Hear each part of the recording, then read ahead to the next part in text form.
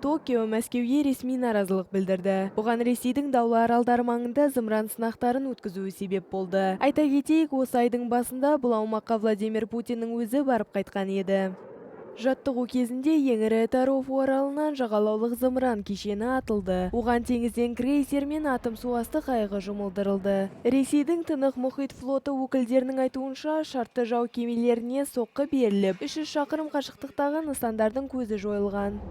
Жапония бұл аралдардағы әскери белсенділікке қарсы екенін жеткізді. Елдің сыртқы істер министрі Мәскеудің бұл әрекетін айыптап, даулы аймақтың тарихи тұрғыдан Токиоға тиесілі екенін ескертті. Екі ел арасындағы бұл аумақтық дау екінші дүниежүзілік соғыстан бері шешімін таппай келеді. Токио бұл аралдарды әуелі КСРО, кейін Ресей заңсыз басып алған өз жері деп санайды. Ресей Украинаға басып кіргелі екі жақтың қарым-қатынасы тіпті шиеленісе түсті. Бұған Жапонияның батыс салған санкцияларды бірден қолдауы себеп болды.